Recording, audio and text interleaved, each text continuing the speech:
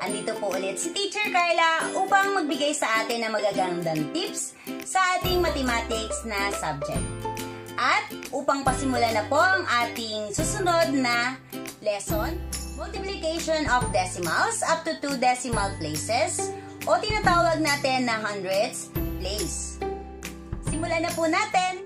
Ang unang given natin ay ang square na may 2 and 1 tenth at triangle na 1 and 5 tenths. So, teacher, bakit po may kailangan tayong perimeter na tingnan? Marami tayong problem, mga anak, na tungkol sa perimeter. So, paano natin i-apply yon in multiplying decimals? Okay, simulan na natin. Ang perimeter ay sum of all the sides. Kaya siya ginagamit sa multiplication of decimals dahil kailangan nating i-multiply kung ilan ang sides ng given natin. Kung ang example natin, pag ang square, meron siyang 4 na sides na equal. Ibig sabihin, ang sum of all the sides ni perimeter ay 4 na 2 and 1 tenth. Okay? So, kailangan i-multiply natin ng 4 yung 2 and 1 tenth. Mas mabilis nating gagawin yon kung tayo ay magmumultiply. Pwede rin naman kung sinabing sum of all the sides, pagsasama-samahin mo yung 2 and 1 tenth. So, 2 and 1 tenth, 2 and 1 tenth, 2 and 1 tenth, and 2 and 1 tenth. Ayan. Yun ang sa addition. Kung multiplication naman yon, 4 na sides na equal 2 and 1 tenth times 4. Ayun. Mas mabilis din siya. Okay? So, tingnan natin at sagutan. Sa addition, merong 1 plus 1 plus 1 plus 1 ay 4. Huwag kalimutan ang decimal point. Sunod naman natin ay ang 2 plus 2 plus 2 plus 2, yun ang 8. Ayan. So, huwag malilito. Kapag multiplication of decimals tayo, kailangan, una, sa kanang bahagi tayo maglalagay in column. Paano nga po ba yung teacher? Tingnan natin ang given natin. 2 and 1 tenth. Ibig sabihin, ang pinakakanan niya ay yung tenth place value. Doon mo itatapat yung multiply na 4. So, 4, kailangan ang una niyang place value na imumultiply yung pinaka nasa kanan. Yun ang 1. Sa multiplication, ang tip na masasabi ni teacher is align the numbers on the right side. Okay? Hindi ito katulad ng addition at subtraction. Dahil sa addition and subtraction, kailangan align the numbers in column na pare-parehas ang place value. Dito naman, dahil ang pinakakanan ng ating given, ang una mong i-multiply, yun ang i-align natin. Simulan na natin. 4, kailangan mong i-multiply sa pinakakanan niya, yun ang 1. At additional information ni teacher sa iyo, kapag tayo ay nagmumultiply, wala siyang pakialam doon sa ating mga numero. Okay? So, mamaya natin titingnan kung saan natin ilalagay ang ating decimal point. So, continue na tayo. Sunod na ay ang 4 times 2. Ilan kaya yon? Tama, 8 yon. At upang maging tama ang maging sagot natin, kailangan nating bilangin kung ilan ang decimal place value ng ating mga na-multiply. Yun ang multiplier at ang multiplicand. So, paano nga ba yon? Una, tingnan muna natin yung nasa taas. Meron siyang isang place value. Teacher, paano po yon bibilangin? Simula sa kanan, bumilang ka papunta sa kaliwa doon sa decimal point. Isang number, isang talon. So, simulan na natin. So, simula dito, papunta doon sa decimal point ay isang talon lamang. Huwag malilito doon. So, dito naman sa ating naipang-multiply na 4 ay walang decimal point.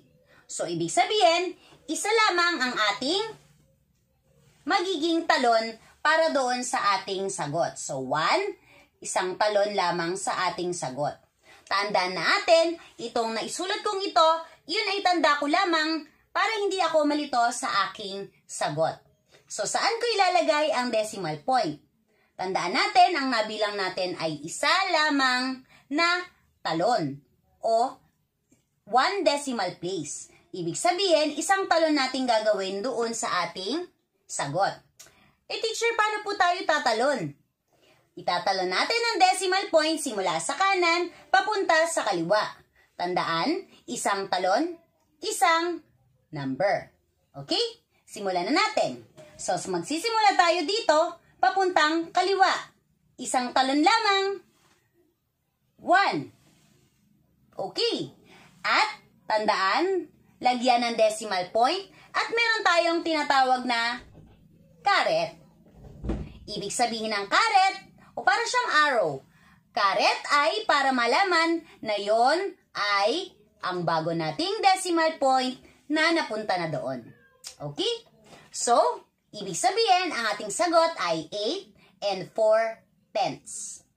Walang malilito doon. Sa susunod naman nating given ay ang triangle. This time, hindi tayo magmumultiply ng 4 dahil ang ating perimeter sa triangle ay 3 sides lamang. Okay? So, ibig sabihin, 1 and 5/10 ay imumultiply mo sa 3.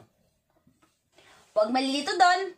Maraming mga problem solving involving the perimeters. At tandaan natin, tingnan natin maigi kung ito ba ay square o triangle. Simulan na natin. Tandaan, align the numbers in column doon sa right side. Okay? So, 3, mumultiply na natin sa 5, yun ang 15.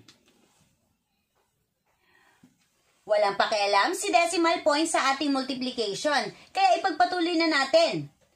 3 times 1 ay 3 plus 1 is 4.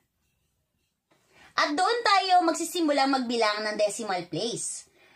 Tingnan natin yung nasa taas, meron tayong decimal point na nakita. Ibig sabihin, simula kanan, papuntang kaliwa, ay magbibilang tayo. Tandaan, isang number, isang talon. So, nagsimula tayo doon, papunta sa decimal point, isang talon lamang. Tama? Tama. At, pwede nating lagyan sa scratch paper natin ng isa. Doon naman sa ating naipang-multiply, meron ba? Ang decimal point niya ay nandito pero hindi nakalagay. At, hindi natin yun bibilangin. Ibig sabihin, wala siyang talon dahil nandun siya sa pinakakanan. Okay, so 0 na talon. At, doon sa ating magiging sagot, ibig sabihin, pagsasamahin natin kung ilang talon ang nabilang natin at isa lamang yon. Ibig sabihin, ang sagot natin ay kailangan nating italon ang decimal place o decimal point ng isa. So, nang galing tayo sa kanan, itatalon natin ang decimal point ng isa. Decimal point at ang caret. Huwag kakalimutan yon. Okay. So, ang ating sagot na ay 4 and 5/10. Nakakasunod pa ba? Very good. May inihanda naman akong problem solving para sa ating lahat. So, tingnan natin. Nena bought 1 and 5/10 kilos of sugar. If the cost of 1 kilo of sugar is 55 pesos and 50 centavos, how much should she pay? Okay, ang una nating gagawin is to understand the problem. Understand. Kailangan nating sagutin ang what is asked. At tandaan natin, ang mga tanong ay merong question mark. Pero kung wala naman, posibleng naka-declarative sentence na siya. Okay? Dahil dito sa ating problem, meron na siyang question mark at siguradong ito na yung ating question o tinatanong. Tingnan natin, how much should she pay? So, kailangan na lang natin gawing declarative sentence. The amount, tandaan natin kapag pera ang pinag-uusapan, the amount na yon should she pay. Okay. Nalilito pa ba? Next natin, given. Ang kailangan nating given ay lahat ng numerong makikita doon sa ating problem. Yun ang 1 and 5/10 kilos sugar. At ang cost of 1 sugar or 1 kilo of sugar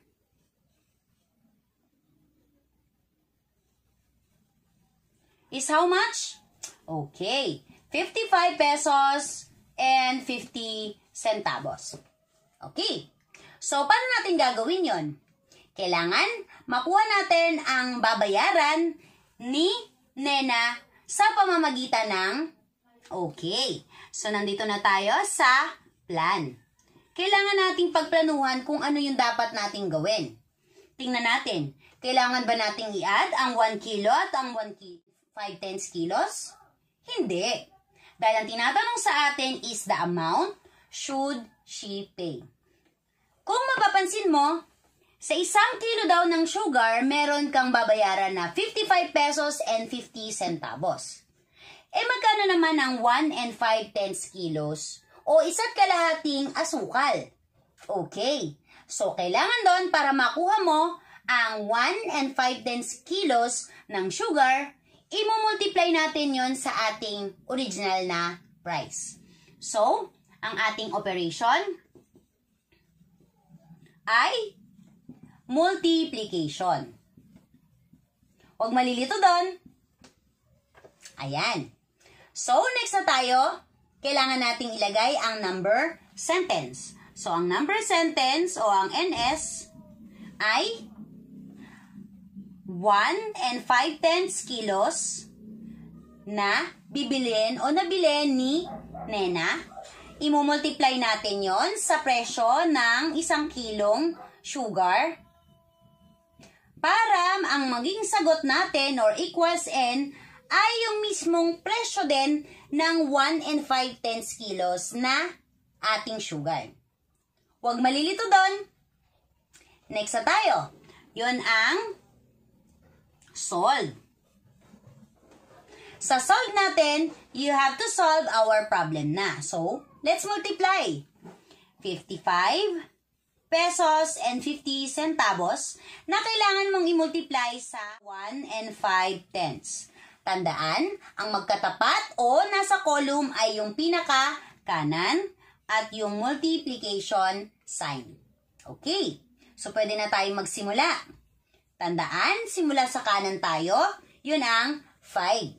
5 times 0 ay okay, dahil 0 yun. Hindi yun 5. Kailangan any number that you multiply to 0, the answer is 0. Yun ang zero property of multiplication.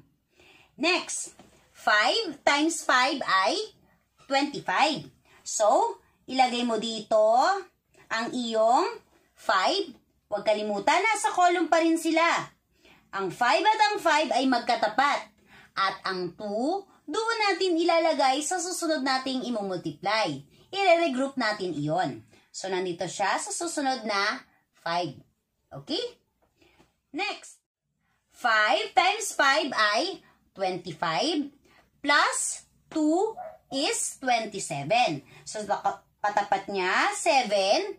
At ilalagay natin doon sa kabilang 5 ang i-regroup na 2. Nakakasunod pa? Okay.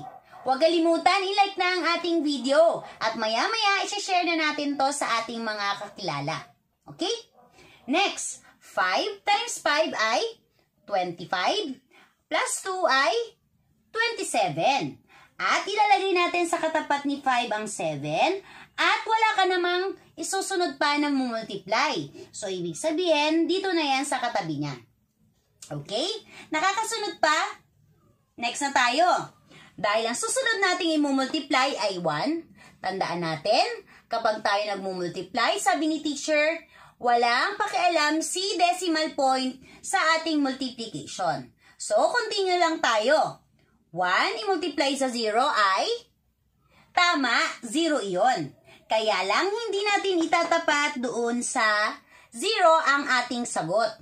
Ay teacher, bakit po? Dahil po, iba na ang place value ng 1 na ating napang-multiply. Okay? Saan po natin ilalagay yung teacher? Doon tayo maglalagay sa pangalawang linya. So, nandyan pa rin yun in column. So, 1 times 0 ay 0. Yun ang katapat ng 5. Maraming batang nalilito dito. I hope na hindi ka na malilito sa susunod. Okay? Next na tayo. 1 i-multiply natin ay 5. Tama. 5 yun dun sa susunod na numero. And then, 1 i-multiply sa 5. 5 ulit. At ang huli, 1 times 5 ay 5 ulit. Balikan natin. Tandaan natin, ang 1 ay na-multiply mo sa kahit anong number, ay yun pa rin ang magiging sagot. Ibig sabihin, parang kinopya mo lamang yung mga numero sa taas. Bilangin natin kung tama, may 0, may 5, may 5, at may 5. Yun naman ang property ng multiplication, tinatawag natin yung identity property. Okay? So, ibig sabihin daw ng identity property, kapag na-multiply mo sa 1, walang mangyayari doon sa iyong na-multiply. Yun pa rin ang magiging sagot. Okay? So, ang susunod na natin, dahil meron na tayong dalawang linya na na-multiply, kailangan na tayong mag-add. Okay? So, pababa na tayo. 0 in column. 5 plus 0 ay 5. 7 plus 5 ay 12. At kailangan nating i-regroup doon sa kabila. 1 plus 7 plus 5 ay 13. I-regroup yung 1 sa kabila. 1 plus 2 ay 3 plus 5 ay 8. Ayan. Tapos na ba tayo? Hindi pa. Natapos na tayo sa process ng multiplication. Kaya lang, tandaan natin, meron tayong mga decimal point doon sa ating given at na i-multiply. Ibig sabihin, ang huling part natin ay ang pagbibilang ng decimal places. Simulan natin sa kanan. Ang una ay yung 1, isang talon, isang numero, and 2. Hindi tama yung didiretso agad tayo sa decimal point. Tandaan, isang talon, isang numero. So, 1, 2. Ibig sabihin, may dalawang talon tayo sa ating unang given. Next, dito naman, mayroon tayong 1. Ibig sabihin, may isang talon tayo. At, may dalawa, may isa. Ilan kaya ang total nun? Okay, so meron tayong 3 talon sa ating naging sagot. So, simulan na natin ang pagtalon ng decimal point. Simula sa kanan. Tingnan natin. 1, isang talon, isang number, 2, at 3. Decimal point at yung caret. Okay? So, pag inisa-isa natin ang ating step, posibleng tama na tayo sa ating magiging sagot. Okay? So, meron tayong 83 and 250 thousandths. At huwag kalimutan ang peso sign. So, check and look back. Meron tayong peso sign, meron tayong decimal point, at ang sagot natin sa ating naging problem ay the amount should she pay. So, this is the amount of money that Nena needs to pay. Okay? I hope marami tayong natutunan ngayon sa ating video. Si teacher ay natutuwa at andyan pa rin kayo. Tandaan, i-click na ang ating share button para mas marami tayong matulungang mga kabataan. And again, this is Teacher Carla saying, kapag matyaga, siguradong may nilaga. See you on my next video. Bye-bye!